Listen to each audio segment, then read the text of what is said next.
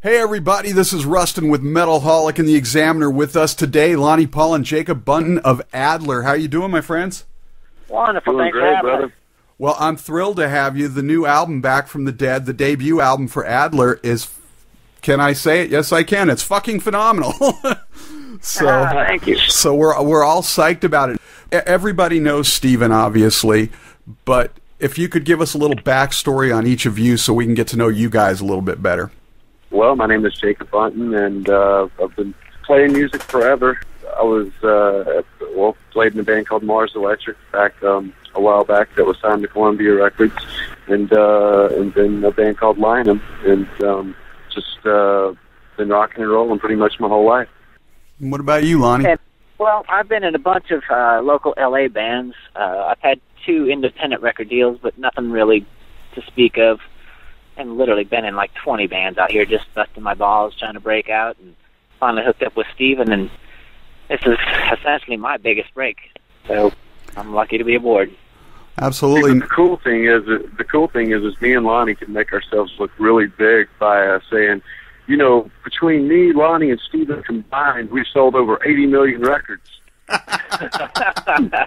And it wouldn't be a lie. Now, Lonny, you predated Adler because you did the Adler's Appetite and everything. Can you take us back and tell us how you originally connected with Steven? Yeah, well, I was in a band called Tilter World where I was a singer, and Michael Thomas was my guitar player. Now, Michael Thomas had been playing with Steven for years, probably 8-9 years. And just before their last tour, Michael asked me if I would learn some stuff on guitar and play the Izzy parts and go out on tour with him. So I literally met Steven 2 weeks before that last summer tour that they did, and instantly became fast friends with Steven. We spent 2 months on a bus together, and when we got back home, Steven says, "Hey, I want to start something new," and basically fired everybody but me. And then we started looking for a singer. We ran into our friend, my friend Jay Rustin, who was also friends with Jacob Bunton. Well, Jacob.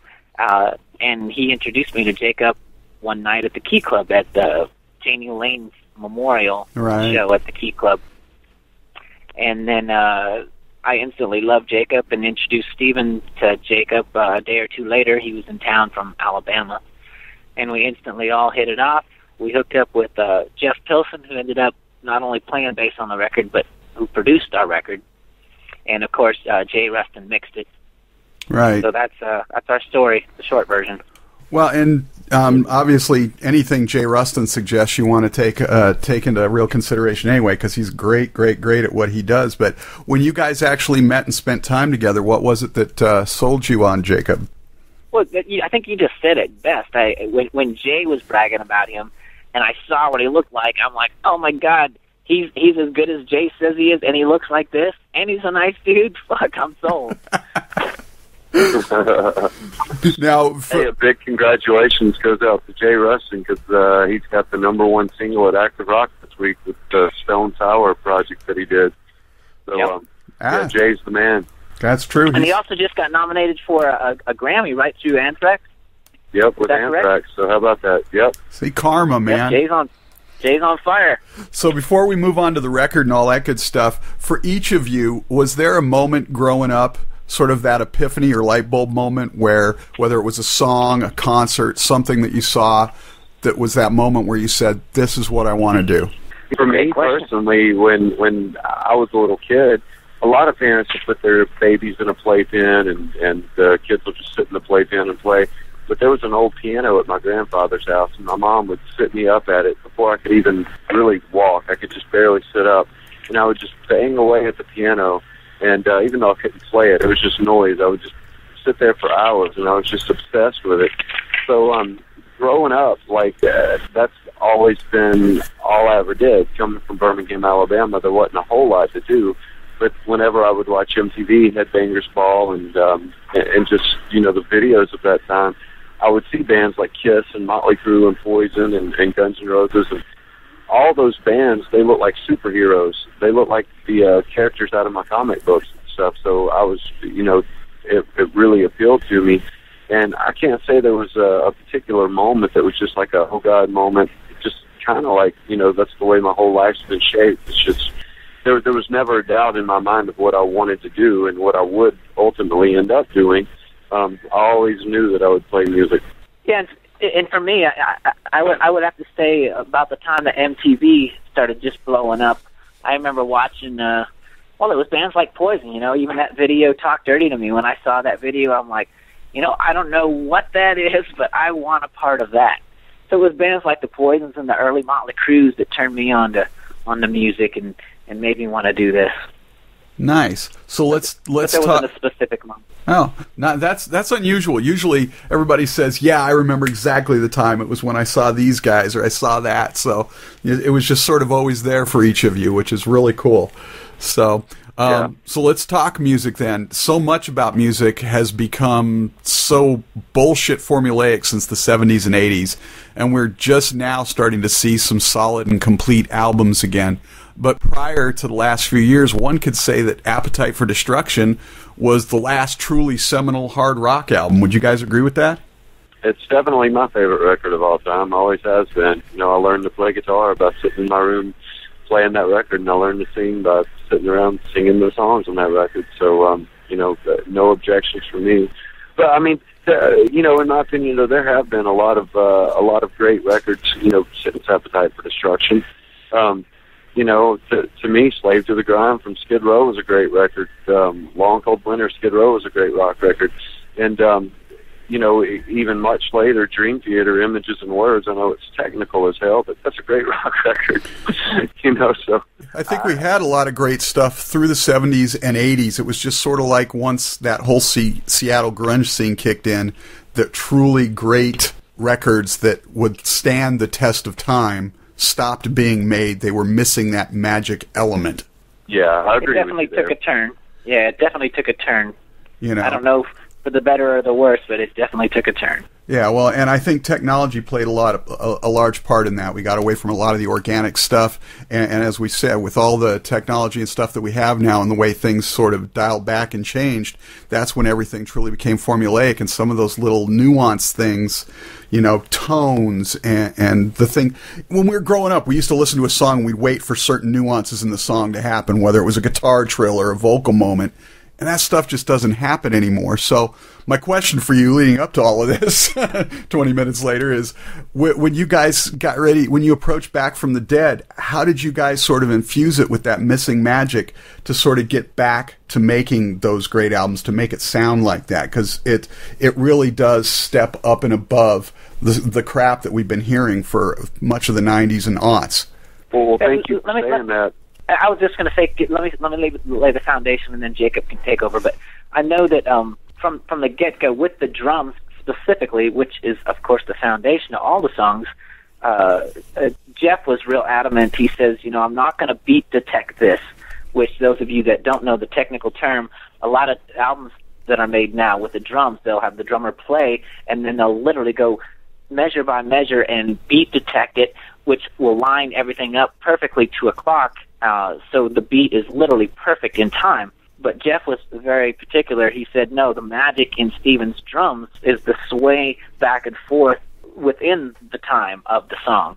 And so once we laid the drums down where that magic was there, and you knew it was there because Jeff stood up out of his chair and he would turn to us and go, that's it, he's in the zone, So once we had that down, then we just laid things on top of it.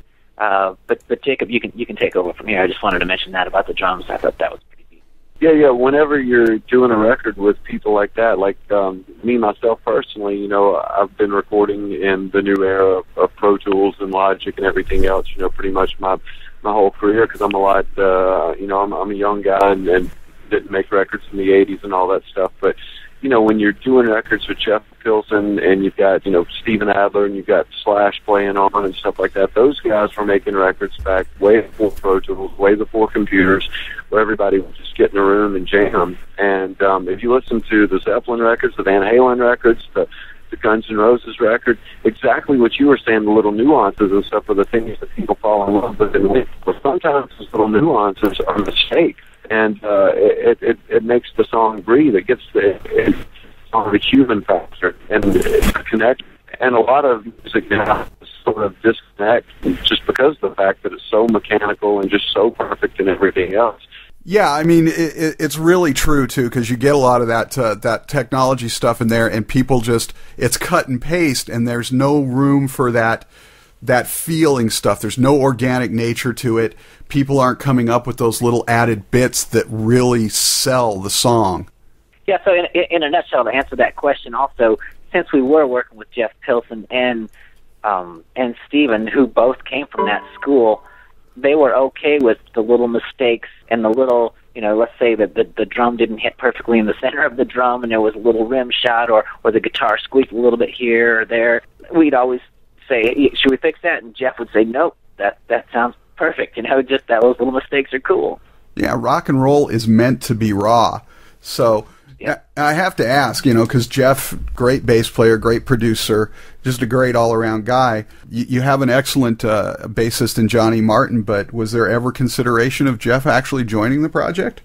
That's a great question. We love Jeff, and honestly, in the early stages, if he said, hey, I want to do this, we would have said, of course, we love him that much. But he insisted that we get somebody that, I'm paraphrasing his word, but basically fit the suit. He was like, I'm doing a bunch of different projects, and he goes, I really believe in you guys, but I don't think I'm the right bass player for this project live. So that's when we reached out to Johnny. Nice. So let's talk about some of the stuff on the album, because there's so many great songs on the album. But you guys had a couple of guests popped into. Obviously, Slash is the first one everybody is going to note because of the Adler connection and everything. But John 5 was on there too. I've always wondered, and I guess it's probably different on every album, but how did you guys know which song to pick for Slash? I mean, was it just sort of a no-brainer thing, or did he listen to a few of them and say, hey, I'd like to play on that one? And same thing with John. No, with Slash, we Steven approached Slash before we ever started recording the record and asked him if he would like to be on the record. He said he really wanted him on. And once we started recording the record, we all absolutely love Slash's playing, but we all agreed that it's those ballads. It's November Rain. It's Sweet Child of Mine. It's the slower songs that his solos are just really, really magic and memorable. He creates some of the most memorable melodies in music on the ballads. So once we started recording just on Ask, that's the song that we felt would be perfect for him, and we sent it over to him. And he loved it, so that's how we chose that for him. Nice. And then what about John 5? And then with John 5, Lonny had that the song "Good to Be Bad," and it just sounded so creepy. And because of John 5's background with Marilyn Manson and Rob Zombie, and because of the chorus effects that he used and stuff like that, it just made all the sense in the world. Because it also kind of had that shuffle beat, like a Marilyn Manson "Beautiful People" kind of vibe. So it just kind of made sense to bring him in on that particular song. And once again, we sent it over to him, and he loved it. Nice. Now, correct me if I'm wrong, but you and Lonny are basically the primary songwriters in the band. How does the process sort of work in the band for you guys? Yeah, me and Lonny write the songs, and the way that it works is when we started the band, Lonny was just sending me songs, just tons and tons of songs. And our biggest obstacle, people ask all the time, what was the biggest obstacle in making this record?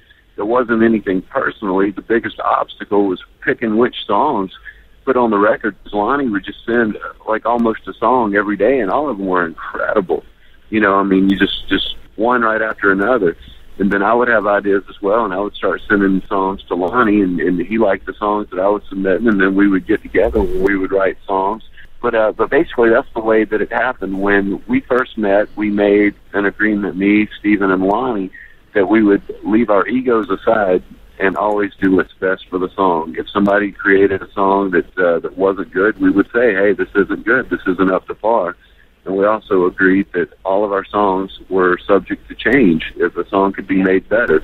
So don't get too attached to anything.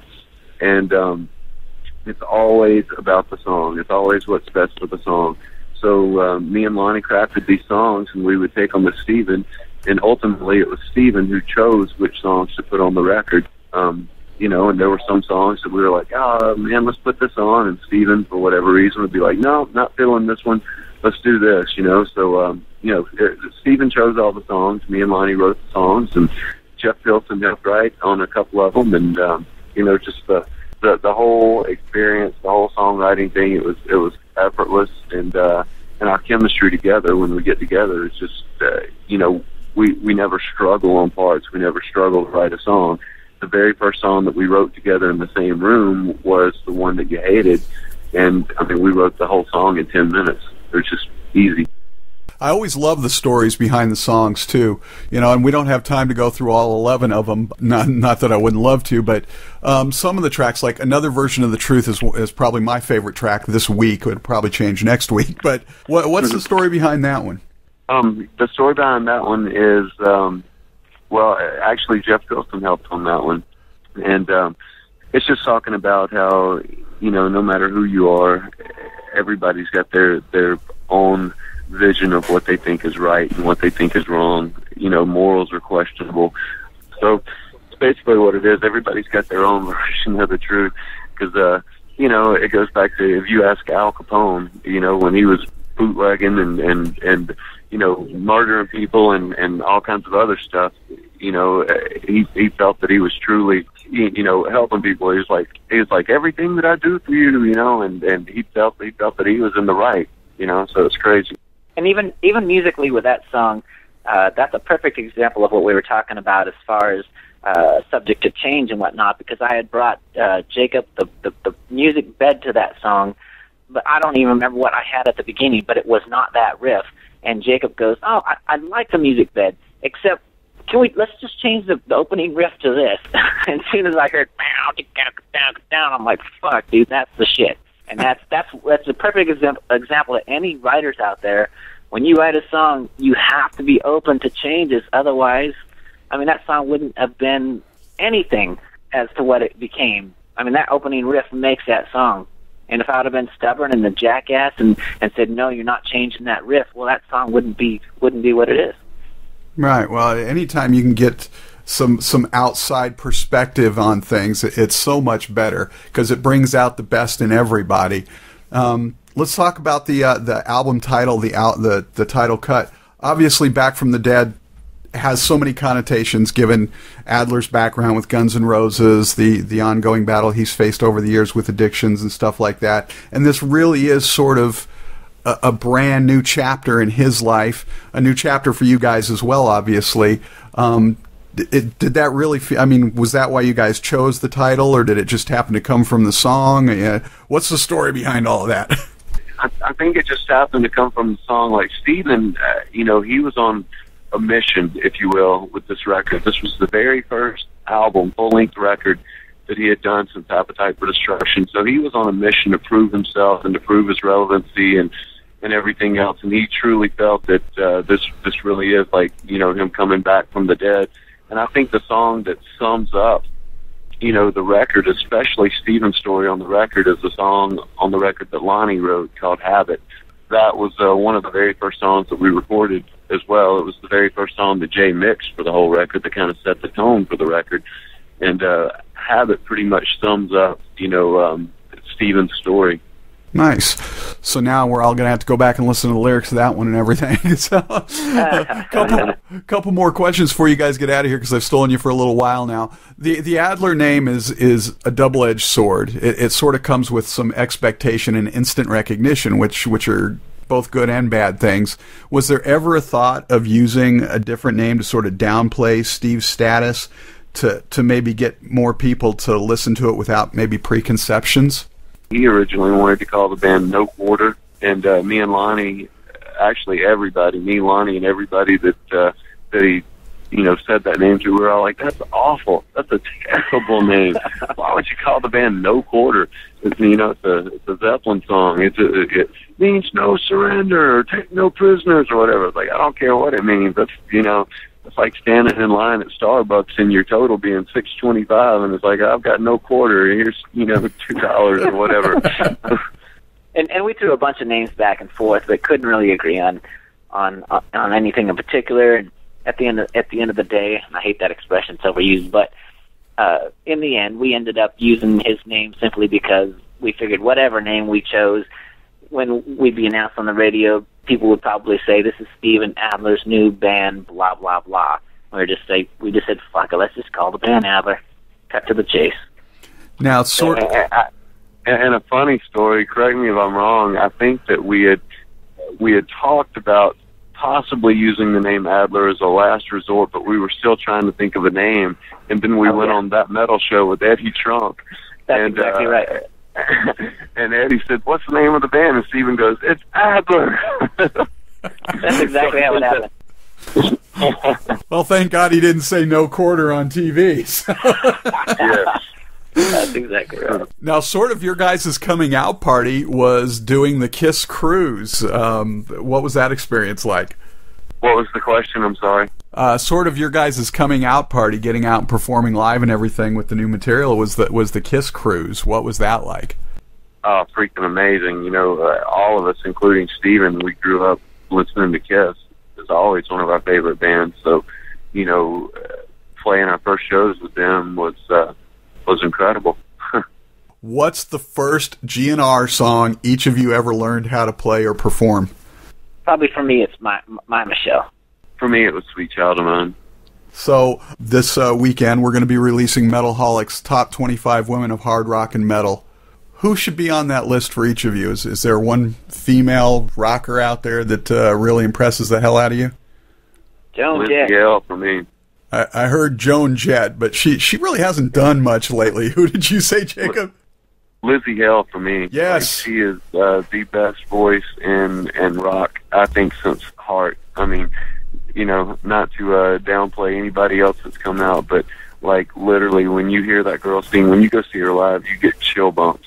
I mean, sure, she's gorgeous, but even if you took that away from her and it was just a voice, she's absolutely amazing. Her and her brother RJ, he's or AJ, I can't remember. It's RJ, but RJ, yeah. They are superstars. There's no other way to put it. They've got all the talent in the world, full package. Both of them, amazing. Absolutely. As a matter of fact, I used to call RJ, because you watch him play his kid, I used to call him like the living embodiment of Animal from the Muppets. Yep. And now he's got his hair dyed red, and he actually has, I think, one of the Animal things on his kit there somewhere. But as a matter of fact, I just saw them the other night. Yeah, I've been saying for 2-3 years now that Lizzie is the best voice in rock and roll, sans Ronnie James Dio, of course, whom we've tragically lost. So nice to know I'm not the only one that thinks that. Joan Jett is awesome. She just hasn't been relevant for a number of years. But Yeah. So I just think those songs will never die, you know? It's That's- like I Love Rock and Roll is so great, man. that's true. Okay, Agree so with that too. the last question then. It is the end of the year. Everybody's going to be popping out their best of lists for 2012. Is there an album for each of you that has just sort of stood head and shoulders above the rest this year that you think really needs to be at the top of that list? I love the new Aerosmith record that just came out. I think it's great. And let's see, what else? Yeah, it's so weird. All the years tend to run together now because the years are going by so quick. I can't remember what came out this year, but I definitely like the new Aerosmith. I like the new Slash record. It's good.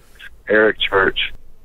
He's country, but Right. man, that record Cheap is freaking amazing, start to finish. Yeah, Amazing. that was actually last year, so I understand what you're saying. Wait till you get to be mine and Wait till you get to be mine and Steven's age. You'll see how fast the years run together. So. What about Foxy Shazam? Did that come out this year? It did. Holy Touch. Yeah, that's a Holy wild Touch, fucking Foxy album. Shazam. So, what about you, Lonnie? All those ones that Jacob mentioned, the Aerosmith, the Slash, the Foxy Shazam, all those are great records. Nice. And of course, because we were just talking about him, I got to throw in the new Hailstorm album, Strange Case of. Yep. Phenomenal freaking album. But yeah, Slash's album may be my favorite new hard rock album of the year. As a matter of fact, it's the best Guns N' Roses album since Appetite, if that's not blasphemous. But Jacob Bunton, Lonnie Paul of Adler, thanks so much for taking the time to talk with us. We look forward to hopefully seeing you guys get out on a tour and seeing you around the country. We would love nothing more. The new album, the debut album, Back from the Dead, is alive and well, and it's one of the best albums of the year. So thanks so much for making it, and thanks so much for hanging out with us and talking a little bit about it and let us know in the backstory. Thank you so much, man. All right, take care, guys. Bye. Have a great night. Bye.